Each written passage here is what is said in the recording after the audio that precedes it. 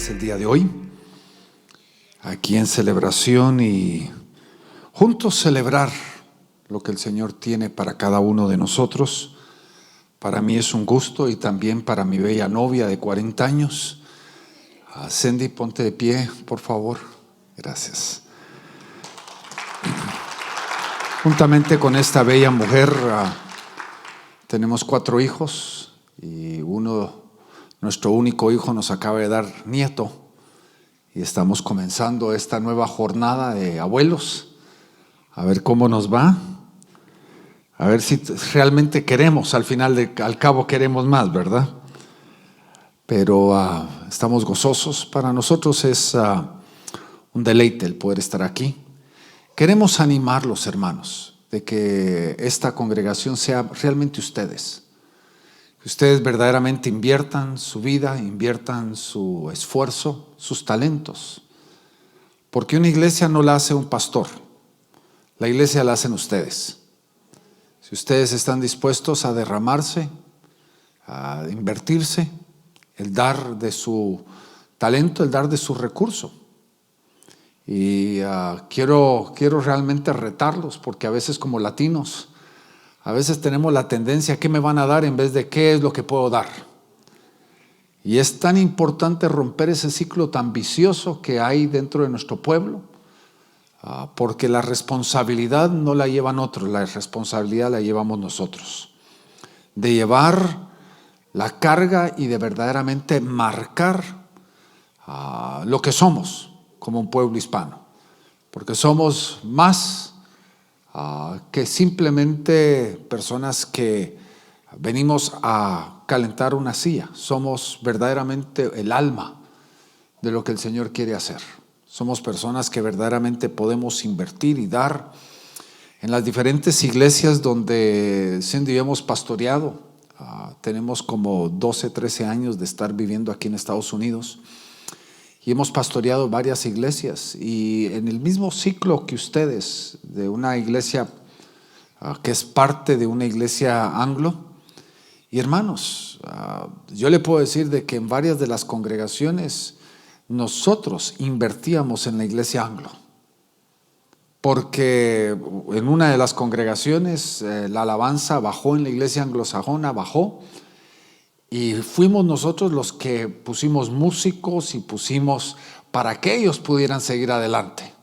Usted puede ser de bendición y usted necesita realmente tomar esa carga y entender de que Dios lo ha traído aquí, Dios la ha traído aquí para ser de bendición. Pero para poder hacer eso, ¿sabe qué tiene que ocurrir? Usted tiene que empezar a verse a sí mismo, no como visitante, sino como parte de esta familia. Porque en mi casa, con mi familia, el que es miembro de la familia trabaja. No se le tiene que pedir de que laven los platos.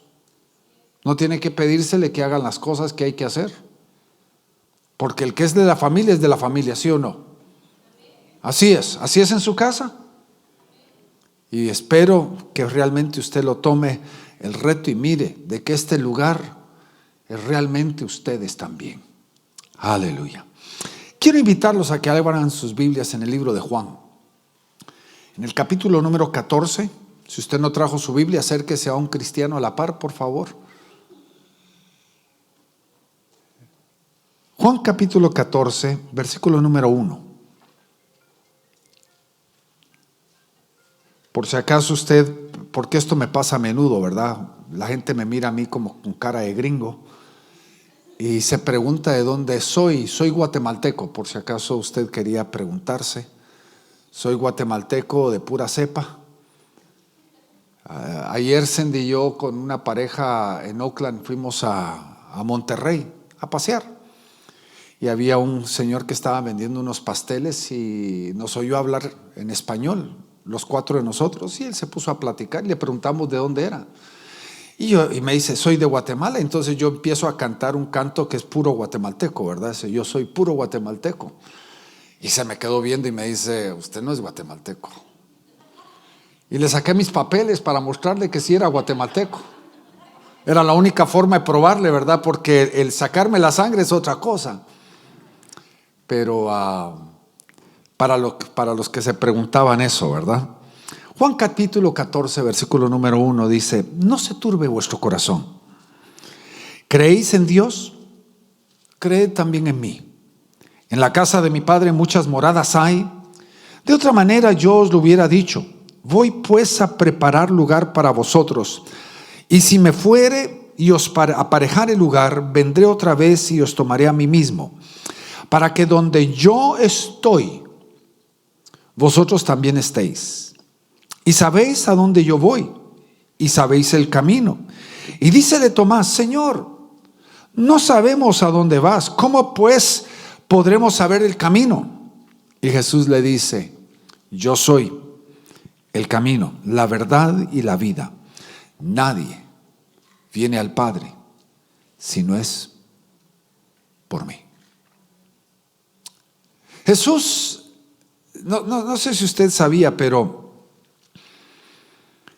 esto fue declarado, yo me imagino, de 2 a 3 días antes de la crucifixión.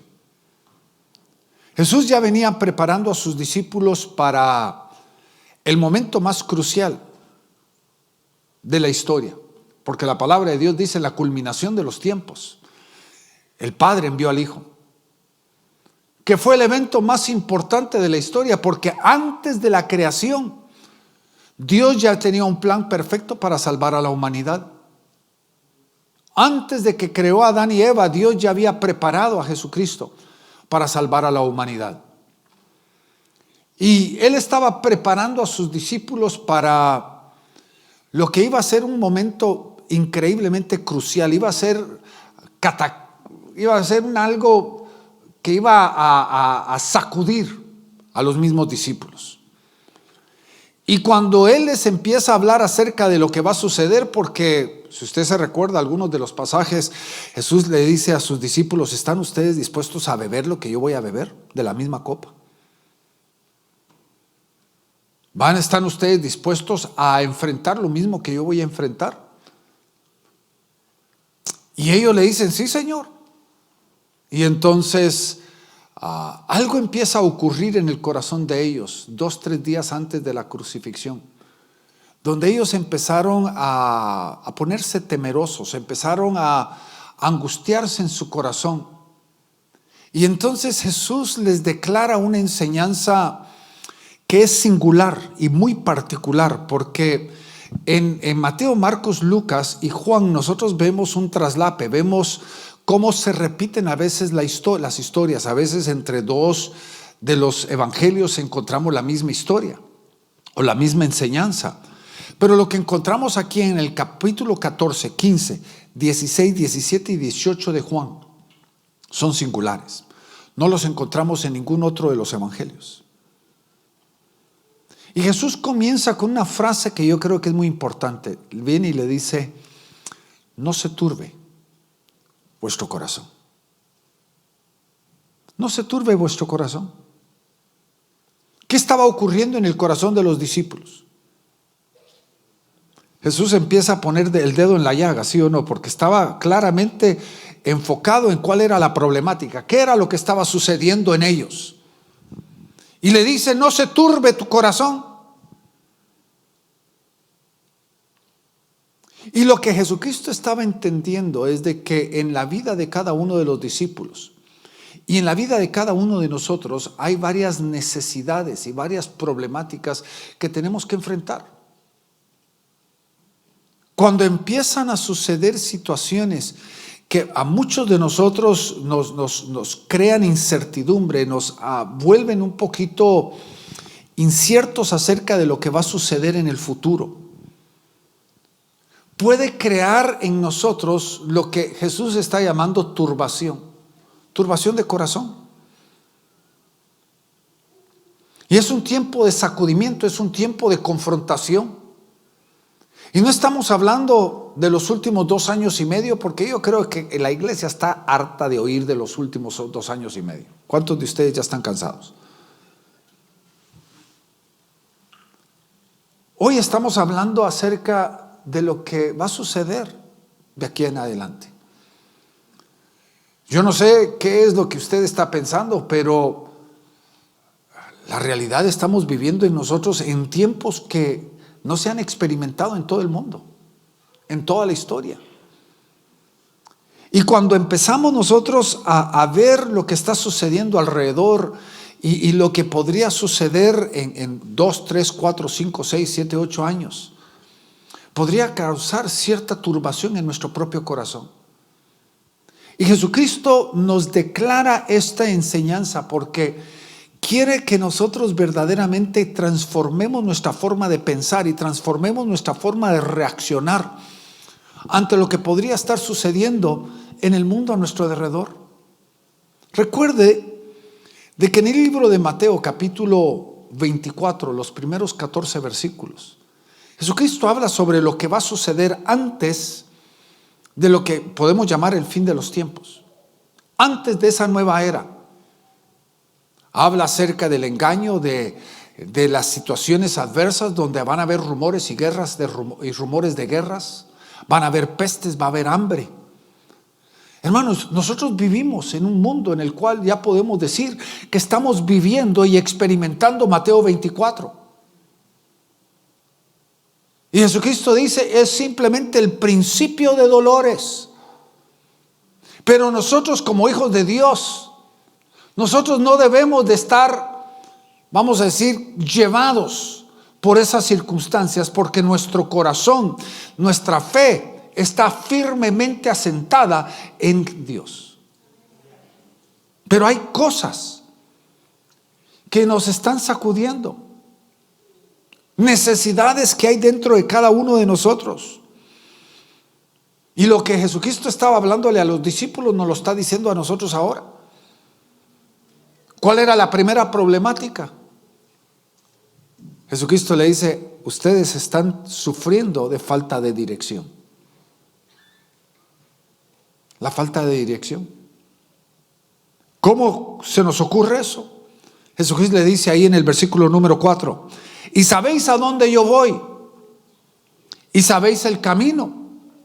Sabéis a dónde yo voy y sabéis el camino. Ahora, ¿cuál es la respuesta de don Tomás? Señor, ni sé para dónde vas, mucho menos cómo voy a saber el camino.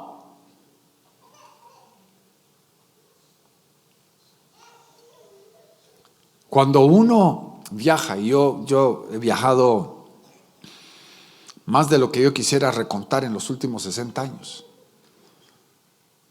Y una de las claves de poder viajar exitosamente es conocer a dónde vamos a llegar. Entender para dónde vamos a llegar.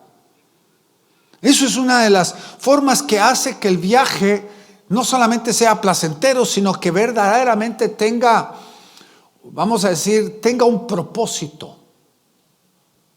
Pero si yo le digo, mañana salimos, y usted me dice, ¿pero para dónde? Bueno, es pura sorpresa. Cuando lleguemos le digo a dónde llegamos. Le pregunto, ¿usted estaría con un corazón asentado, tranquilo? No, yo me imagino que la mayoría de nosotros estaríamos temerosos porque ¿quién sabe si me va a llevar a algún lugar donde no quiero llegar? ¿Me va a llevar a un lugar a donde no quiero ir? Y entonces Tomás le hace esa pregunta, Señor, si yo no sé para dónde vas, ¿cómo voy a saber el camino? Y aquí está la respuesta de Jesús en el versículo número 6, le dice, yo soy el camino. Porque, hermanos, nuestro camino no está dependiente de un destino, porque ¿quién es nuestro verdadero destino? ¿Qué es lo que Jesús estaba diciendo? Yo soy el camino, yo soy la verdad y yo soy la vida. Usted quiere conocer el camino, primero tiene que conocerme a mí. Porque yo soy el que te da la dirección. Yo soy el que establezco tus caminos para que tú puedas andar seguro hacia el camino donde tú tienes que ir. El grave problema es este.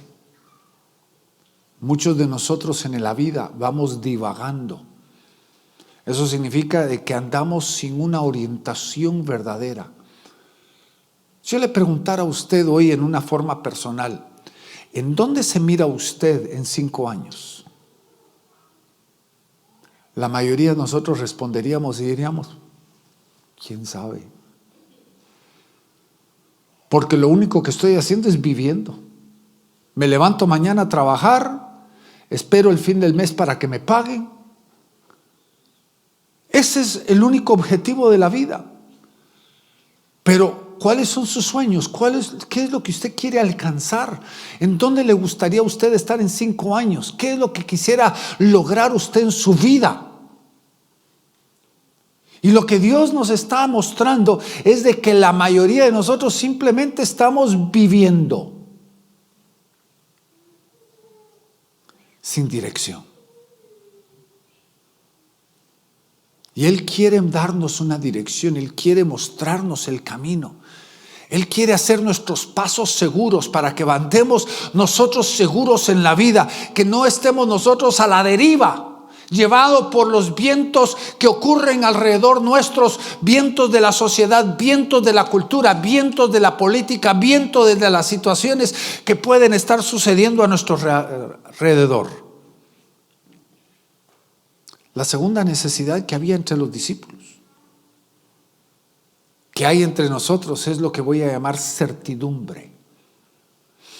Una necesidad de certidumbre. ¿Y qué es lo que Jesús le dice?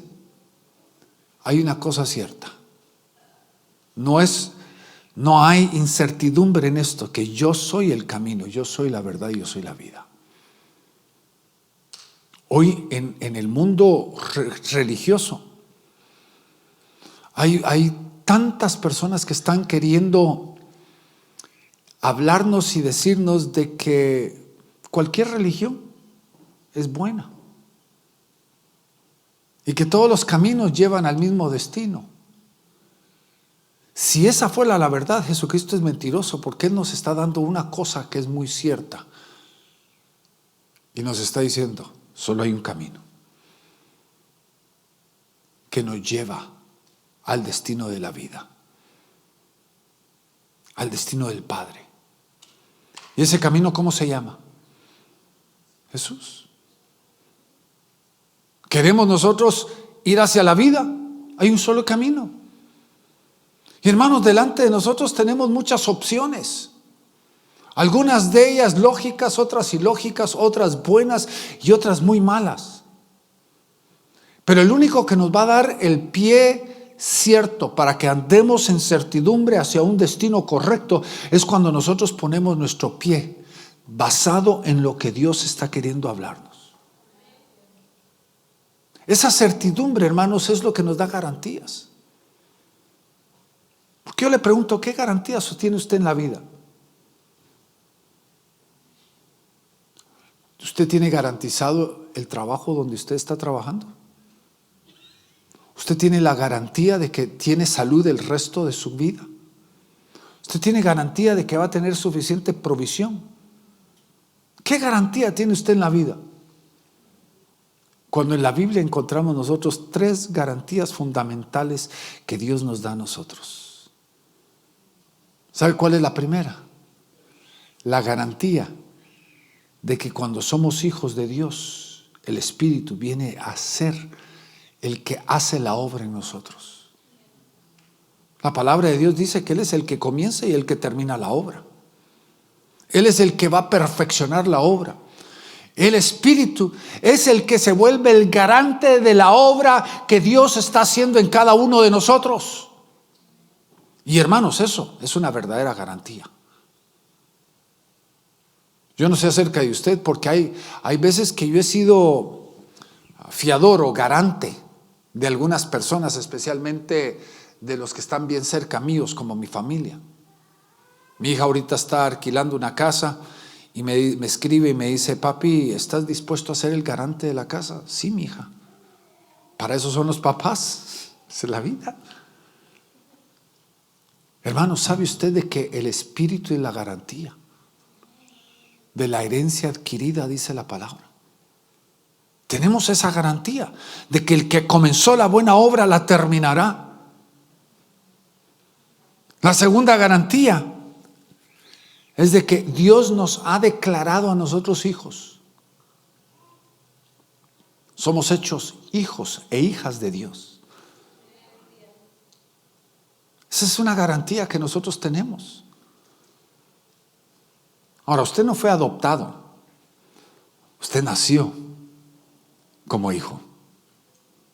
Cuando usted recibió a Jesucristo, usted nació de nuevo dentro de la familia de Dios. Y esa es la garantía que nosotros tenemos. Que hermanos, yo no sé acerca de ustedes, pero yo daría todo por mis hijos. Daría todo. ¿Qué padre no lo daría? Y le pregunto, ¿qué daría Dios por sus hijos? Esa es una garantía. Y la tercera garantía es de que nosotros tenemos vida eterna en Él. La palabra de Dios dice que Dios le dio a Jesucristo el poder de darle vida eterna a los que son suyos. Ahora, eso no es una experiencia que usted tiene que esperar hasta que usted se muera para poder experimentarla. Cuando usted viene y usted rindió su vida a Jesucristo, en ese momento usted empezó su vida eterna. Sí, esto que llamamos nosotros cuerpo, que va deteriorándose todos los días, va a morir. Pero ya usted, hay una parte de usted que ya es eternal. El alma y su espíritu ya son eternales, nunca morirán. Usted ya tiene dentro de usted la promesa de la eternidad. Usted no tiene que pensar en la muerte como el comienzo de la eternidad. Usted ya, en el momento que usted recibió a Jesucristo como su seguro salvador, usted empezó la vida eterna. Sí, no va a ver usted la eternidad en una forma real hasta dentro de unos años después de que usted fallezca. La tercera necesidad que había entre los discípulos, que hay entre nosotros, la encontramos en el versículo número 2, donde Jesús le dice: en la casa de mi Padre muchas moradas hay, de manera yo os lo hubiera dicho, pues voy a preparar un lugar para vosotros, para que donde yo esté, vosotros también estéis. Mi querido hermano y hermana, muchas veces hasta aún nos confundimos de pensar que lo que tenemos es de bloque y de ladrillo y de madera allá en la eternidad, cuando la revelación de lo que Dios nos está hablando, Dios nos está queriendo dar un lugar, nos está queriendo dar una estabilidad. Yo no sé acerca de la forma y la manera que usted piensa, pero si yo me estuviera mudando cada mes, cada 2 meses de casa, ¿qué le daría eso a mi esposa y a mis hijos? Una increíble inestabilidad, ¿sí o no? Mi abuelo materno, él muchas veces me habló de que cuando él estaba de niño su mamá era muy inestable. Y en un año escolar cambió de escuela 11 veces en un año escolar. Porque la mamá se mudaba constantemente. Ahora, ¿qué es lo que Dios nos dice? Oiga, yo quiero que ustedes entiendan de que en mí no hay inestabilidad. ¿Por qué? Porque no depende de una casa hecha de ladrillo, de bloque. Su estabilidad está en ¿dónde? Aquí está la revelación de Juan capítulo 14. Juan capítulo 14 nos lo dice claramente, de que, hermanos, nuestro lugar está en Dios. La revelación del capítulo 14 nos dice que nosotros estamos en Él y Él está en nosotros. Por eso habla de habitación, porque dice que nosotros somos morada de Dios. ¿Qué es usted? Morada de Dios. Pero hermanos, Dios también es su morada, porque yo estoy en Él. Mi casa es Él, mi lugar de descanso es Él, el lugar donde yo encuentro paz es Él. Cuando yo me siento atribulado, al que debo de correr es correr a Él.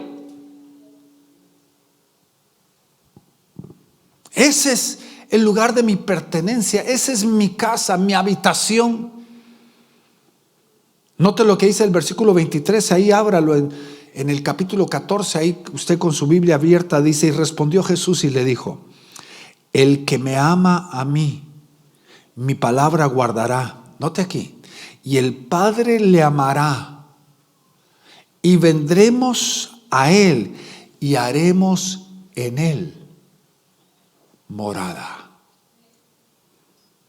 ¿En dónde está nuestro lugar de estabilidad? Está en Dios. Otro de los problemas que estaban enfrentando los discípulos, que muchos de nosotros enfrentamos, es lo que voy a llamar en esta forma una falta de identidad. Yo me he encontrado con muchas personas que se andan preguntando: ¿quién soy? ¿Quién soy? Lo decimos en diferentes formas. Por ejemplo, podríamos decir: ¿para qué soy bueno? ¿A dónde pertenezco? La identidad es una cosa muy importante. Y cuando Jesús le habla a sus discípulos, Jesús le estaba diciendo a sus discípulos de que su identidad está en Él. Mi querido hermano y hermana, nosotros en cierta forma o cierta manera estamos en toda la vida luchando por encontrar identidad. Usted le pregunta a una mujer: ¿usted quién es? La mayoría de las mujeres buscan su identidad en su familia. Soy esposa y soy madre, soy abuela. Ahí está su identidad. Pero ¿qué pasa si tuvo un mal matrimonio y tienen hijos malcriados? ¿Dónde está su identidad entonces? Y cuando uno le pregunta a un hombre: ¿usted quién es? Yo soy carpintero, yo soy plomero, yo soy ingeniero, yo soy arquitecto, yo soy doctor. La identidad del hombre está ¿en qué? En lo que hace. Pero yo te voy a preguntar: ¿en dónde debería estar tu identidad? Porque Jesús le decía a sus discípulos: miren, el ser discípulos, el ser lo que ustedes son, no determina su identidad. Una de las primeras revelaciones que Dios tuvo con Israel cuando lo sacó de Egipto, y recuerde, Israel pasó 430 años en Egipto. Imagínese usted por un momentito. Eran arrinconados porque no tenían tierra que le perteneciera a ellos. Toda la tierra donde estaban viviendo era prestada. Era una nación que no tenía identidad.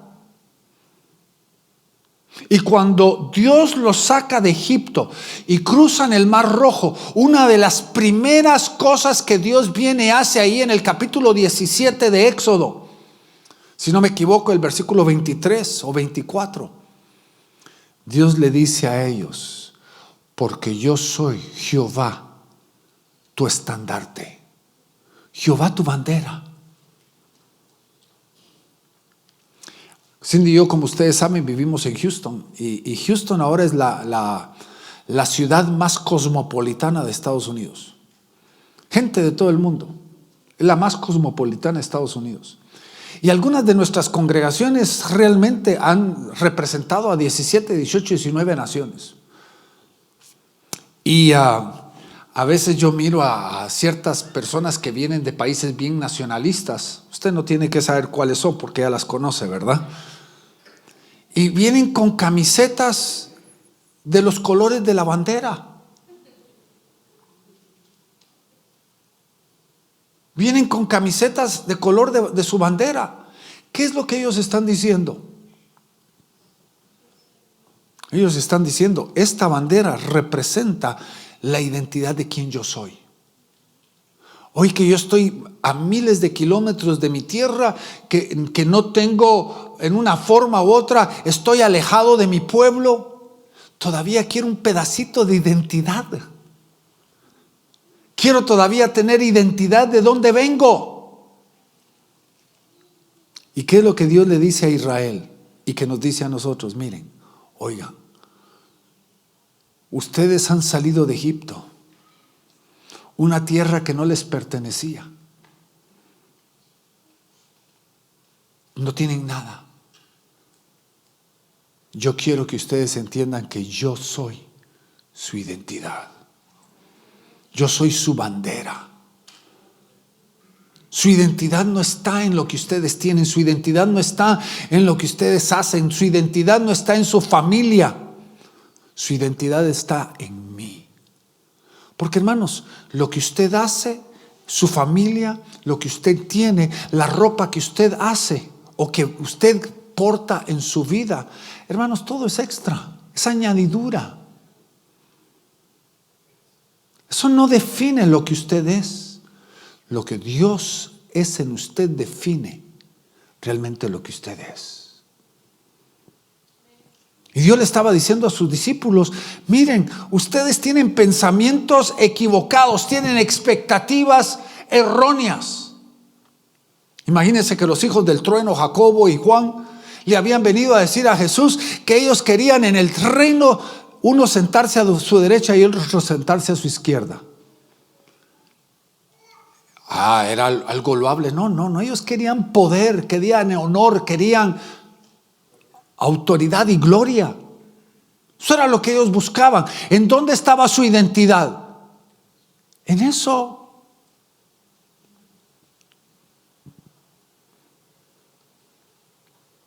Y hermanos, cuando nuestra identidad está en eso, esas cosas que son temporales y pasajeras, cambia nuestra forma de tratar a la gente a nuestro alrededor.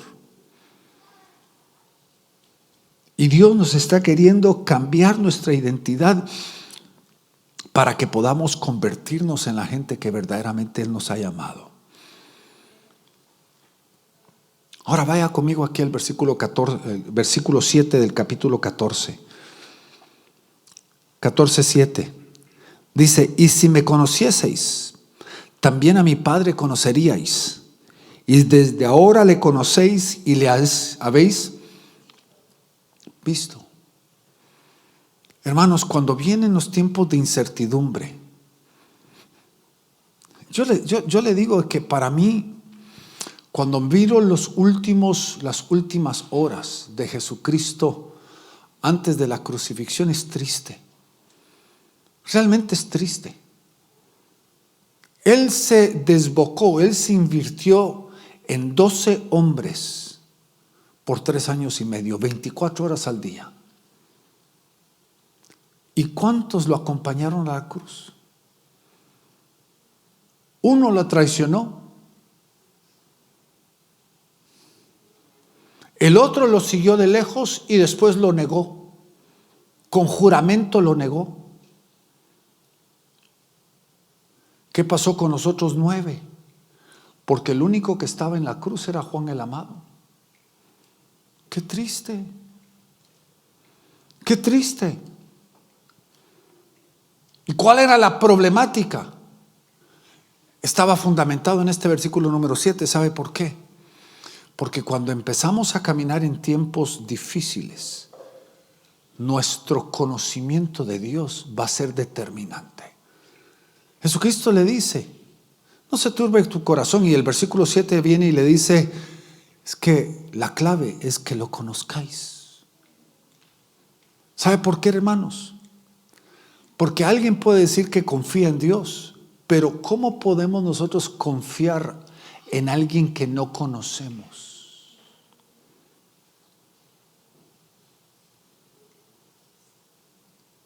¿Está entendiendo? Imagínese, y uso este ejemplo de vez en cuando, que uno de nuestros hijos se sube a un árbol y ya subido en el árbol, allá en la rama, le agarra el pánico por un momentito y viene el papá y le dice al mijo, tírate, no te dejo caer. Si el hijo conoce a su padre, ¿qué hace? No tiene problemas de tirarse. Porque el que conoce confía. ¿Y sabe la razón del por qué a veces el pánico entra en nuestro corazón? Y cuando Dios viene y nos habla y nos pide algo, nosotros no confiamos en Él. ¿Sabe por qué? Porque todavía no lo hemos conocido.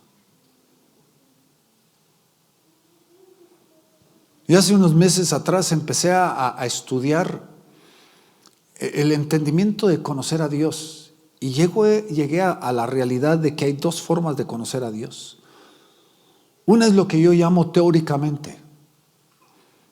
Usted lee la Biblia y usted puede memorizarse algunas cosas acerca de quién Dios es.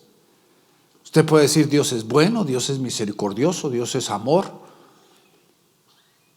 Dios es omnipotente, Él todo lo puede, no hay nada imposible para Él.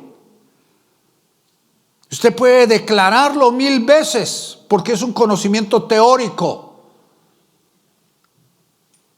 Pero si usted no llega al segundo nivel de conocimiento, que se llama experimental, de nada sirve lo teórico. Job lo dijo: de oídas te había oído. Eso es teórico. Mas ahora mis ojos te ven. Eso es experimental. Y hay diferentes escritores bíblicos, diferentes personajes bíblicos que tuvieron una experiencia experimental, que no fue algo que fue un conocimiento teórico, sino fue una experiencia realmente transformadora en su vida. ¿Se recuerda usted aquel caso de aquel hombre que había sido ciego? Jesús viene y lo sana y desaparece Jesús. Y le había dado la orden: toma tu lecho y vete a tu casa. Y entonces el día sábado el hombre estaba cargando su lecho y lo paran y le preguntan: ¿por qué andas en el día sábado cargando este lecho? Y le dice: el hombre que me sanó me dio la orden que cargara mi lecho y me fuera a mi casa.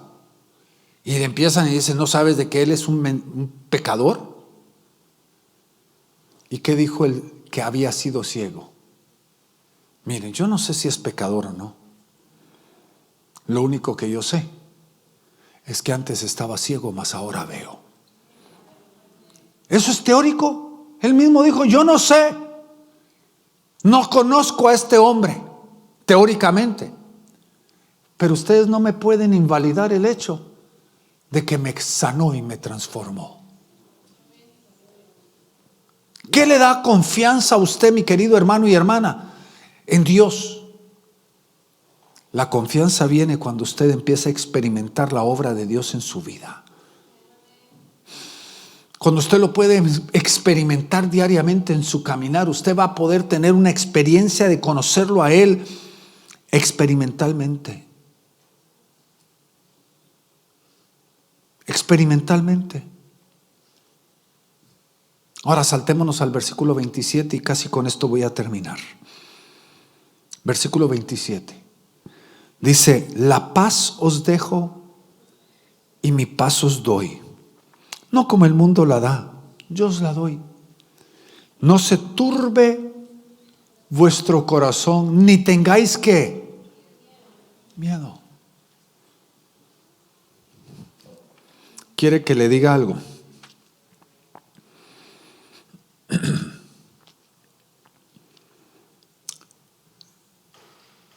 Por promedio, yo visito como unas 130 iglesias al año. Por promedio. ¿Y sabe cuál es la problemática de nuestro pueblo? Especialmente en estos últimos 2 años, ha sido el temor, el miedo. Y la Biblia nos enseña algo sobre el miedo y nos dice que el miedo es paralizador. El miedo tiene un poder destructivo en su vida. Job lo confiesa ahí en el capítulo 3 de Job, versículos 26 y 27, le dice: lo que temía me aconteció y lo que me espantaba me ocurrió. ¿Cuántos de ustedes han oído a alguien ha dicho: me temía que eso me iba a ocurrir? ¿Qué era lo que estaba declarando? Es que, hermanos, cuando tenemos temor, estamos nosotros declarando lo que va a suceder. Ahora, ¿cuál es el contraparte del temor? ¿Cuál es el antónimo, el opuesto del temor? ¿Sabe cuál es? La fe. La fe. Porque lo que la fe es para Dios, el temor es para el enemigo.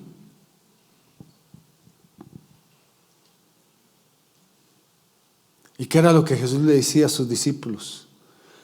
No tengáis, que no se turbe vuestro corazón, ni tengáis ¿qué? Miedo. ¿Qué era lo que ellos tenían que hacer? Ellos tenían que levantarse en fe. Tan fácil es hablar ahora 2000 años más tarde. No, si yo fuera uno de los discípulos, si hubiera andado con Jesucristo, hubiera visto todos los milagros que él hizo, yo sería un hombre de fe.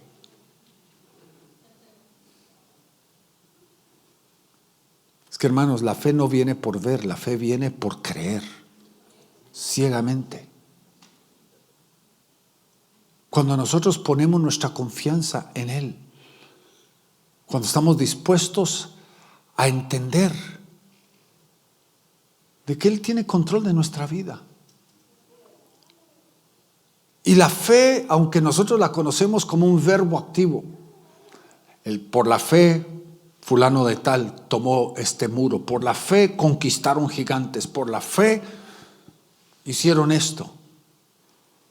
Pero sabe de que la fe más formada, la fe más madura, no es la activa, sino la fe más madura es aquella fe en la cual uno viene y se sienta y dice: Señor, voy a confiar en ti.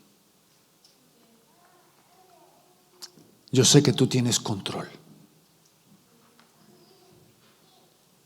Yo voy a confiar, aunque mis ojos no miren lo que yo quiero, aunque lo que está pasando a mi alrededor parece contradictorio. Yo aquí voy a quedarme confiado en ti, de que tú tienes control. Tú eres soberano, tú todavía estás sentado en el trono. Y que en tu voluntad se van a hacer las cosas. Y si tú quieres, tú lo puedes. Y si no quieres, todavía voy a estar confiando en ti. Confianza. Esa es una fe madura. Porque cuando vemos las circunstancias a nuestro alrededor, a veces quisiéramos un cambio, vamos a decir, instantáneo de la situación. Y a veces Dios está esperando de que nosotros aprendamos a confiar y descansar en Él. Porque tengo una grande verdad para usted, mi querido hermano. Y la verdad es el pasaje final de esta historia. Ahí en Juan capítulo 16, versículo 33. Jesús termina el pasaje claramente estipulando y estableciendo la realidad. En el versículo 33 dice: estas cosas os he hablado para que en mí tengáis paz. En el mundo tendréis aflicción, mas confiad, ahí está la fe formada, mas confiad, yo he vencido al mundo. Hermanos, tú y yo tenemos la certeza de algo muy importante.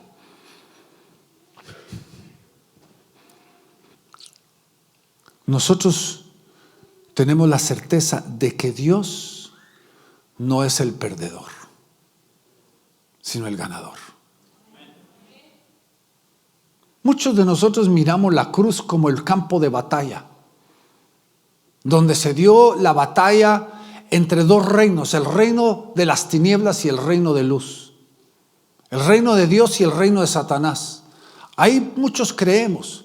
Ahora note lo que dice ahí en el versículo 33. En el ¿qué término en nuestro castellano está usando ahí? Dice: yo he vencido al mundo. Significa de que Él ya había vencido al mundo en el capítulo 16, versículo 33, no en la cruz. Él ya había sido vencedor. Y el que está sentado en el trono, mi querido hermano y hermana, es el vencedor. Aunque las circunstancias de nuestra vida parecen que están llenas de turbación o llenas de una situación adversa, usted tiene la certeza de que usted está del lado ganador y no del lado perdedor.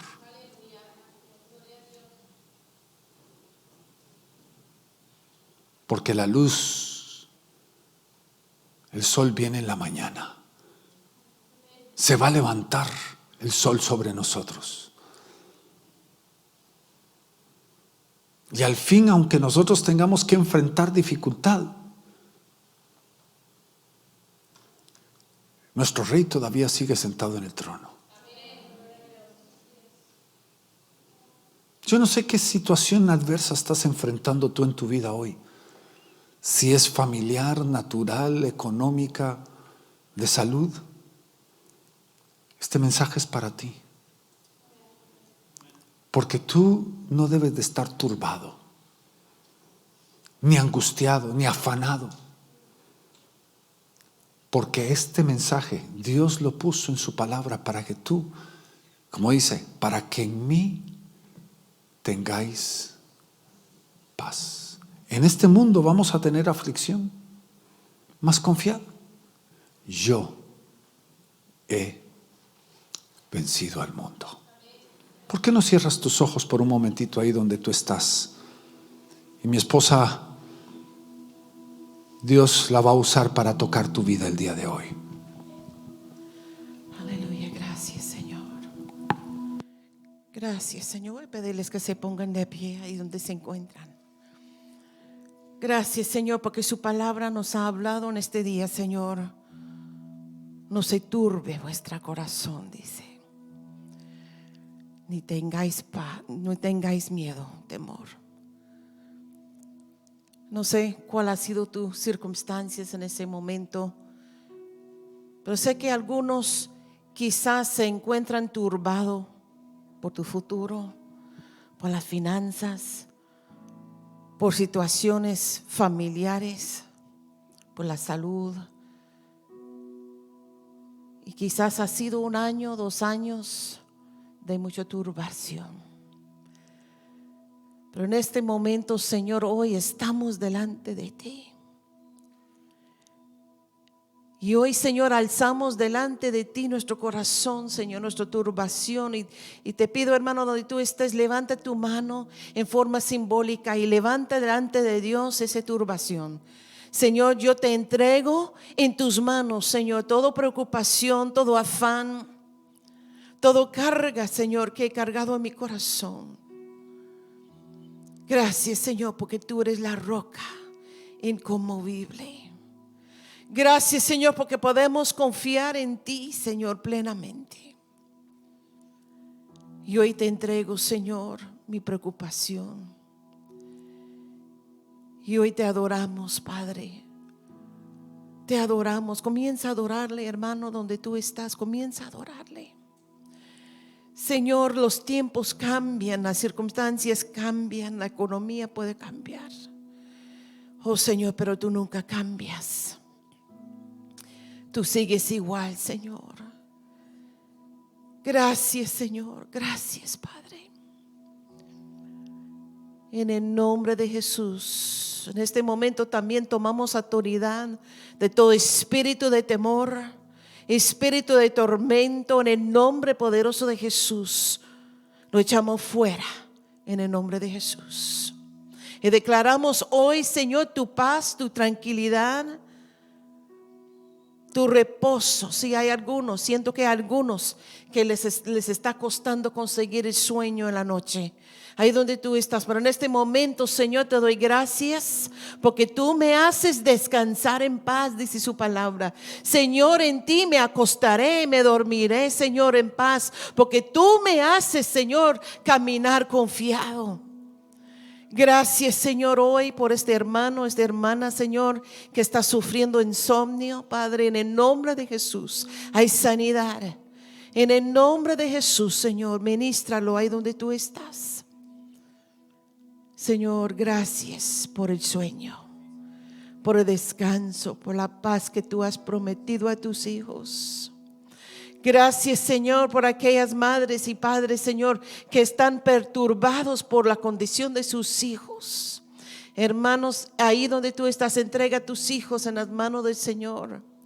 Señor, hoy te entregamos nuestros hijos, Padre, que algunos se han desviado, Señor, pero hoy seguimos confiando que tu mano se estrecha, Señor. Tus manos, Señor, los alcance donde quiera que estén, Padre. Y aunque estén en otro estado, están en otro lugar lejos, Padre, pero tú eres el Padre celestial.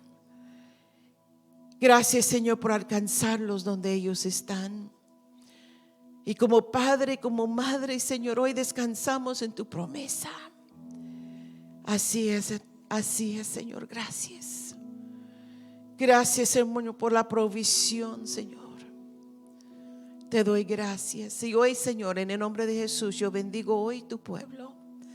Cada hombre y mujer, joven, niño, Señor, que se encuentra en este lugar. Señor, que esta puede ser una semana bendecida en ti, Señor. Una semana llena de plenitud, Señor, lleno de paz. Lleno de tu paz, Señor. Señor, que podemos ser luz donde quiera que tú nos envíes en el mundo. Y que otros, Señor, se dan cuenta que somos diferentes, porque llevamos tu paz en medio de todo, Padre. En el nombre de Jesús, Señor, yo los bendigo, Señor. En esta semana que sea una semana bendecida, Señor. Y mientras esperamos en ti, yo te pido, Señor, por milagro tras milagro. Veremos la mano poderosa tuyo mover en medio de nosotros. Señor, porque tu mano se mueve donde hay fe. Y hoy bendecimos, Señor, su pueblo con la fe. En el nombre poderoso de Jesús. Amén y amén.